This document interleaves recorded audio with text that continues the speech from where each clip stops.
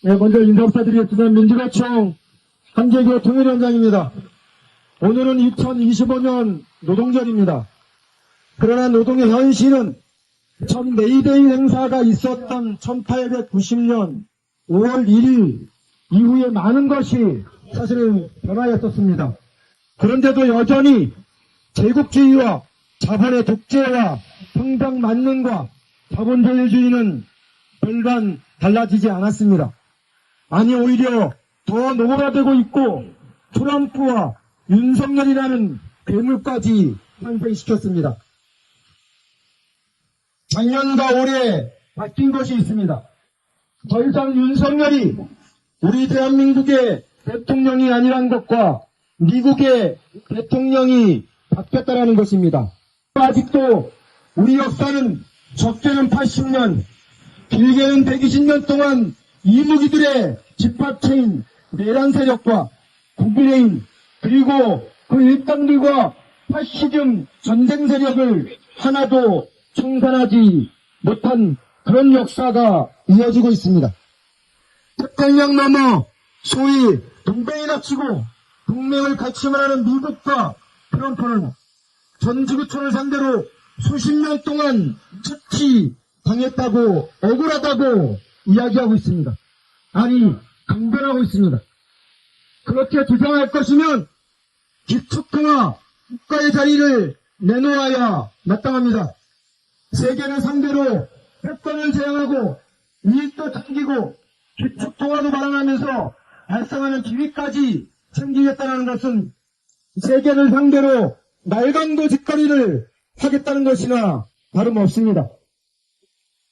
동아 동맹국을 상대로 마치 지켜준 것처럼 보호비를 노골적으로 말도 안 되는 금액을 올려달라고 암암리에 시사하는 것과 우선 협상 국가로 5개 국가를 지정하면서 그 동맹 수사를 노골적으로 하겠다는 것입니다. 한국은 이미 방위비 분담금 그 협상을 작년 국회 비준을 거쳤습니다. 그러면서 이번 한덕수의 지휘 아래 최상목 안덕근 작품인 2+2 협상에는 의제로 빠졌다고 자화자찬하고 있습니다. 그런데 그렇게 노골적으로 미국과의 관세를 비롯한 협상에 무엇이 급해서 협상을 빨리 진행하려 합니까? 관세 전쟁에서 미국의 요구에 부합하지 않고 설령 낮게 책정해서 협상 결과를 가져온다 해도 그것은 이미 없는 것을 내어주는 악의적 협상물이 될 것입니다.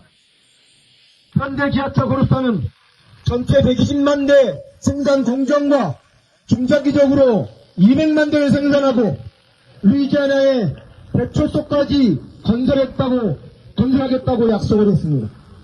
국내 고용을 사실상 감축하고 국내 투자를 돌려 미국의 압력에 미치지 못하게 하는데도 미국은 또다시 25% 관세 폭탄을 발표하면서 동맹 수탈을 자행하고 있습니다.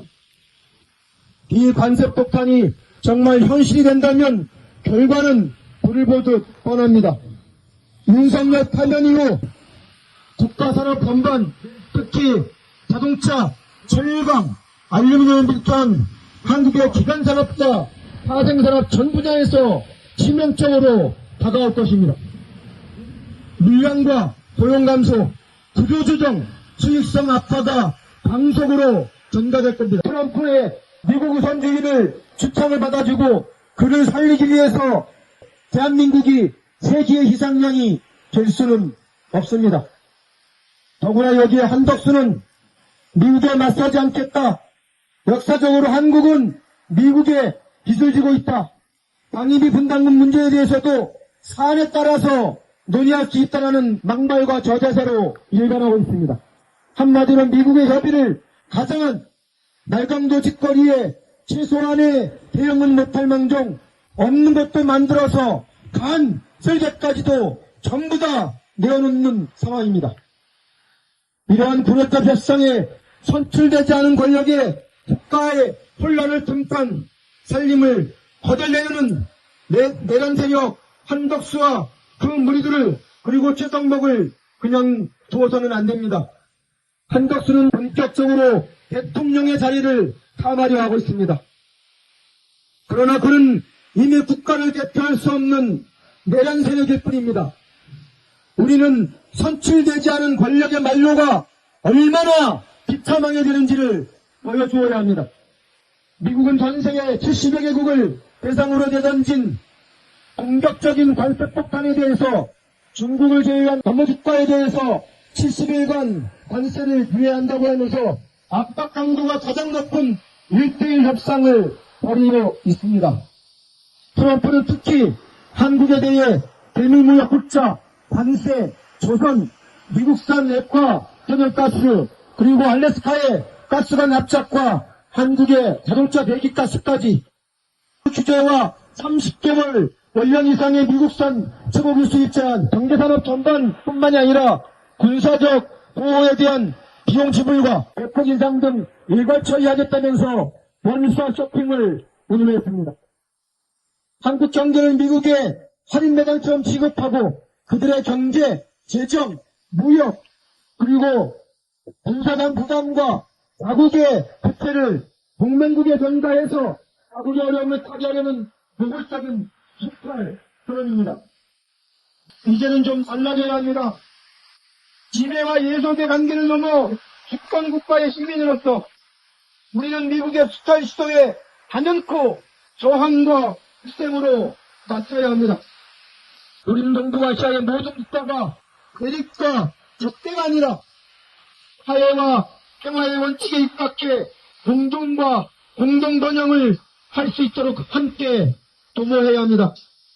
중국, 러시아, 북한을 적으로 삼는 압박과 억지의 전략이 아니라 정부가 가져간 안보협력 체제와 집단 안보 체제를 구축해서 평화를 제도적으로 보장하는 그러한 길로 나가야 합니다.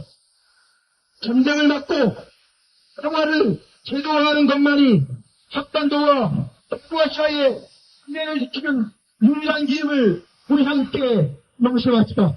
고맙습니다.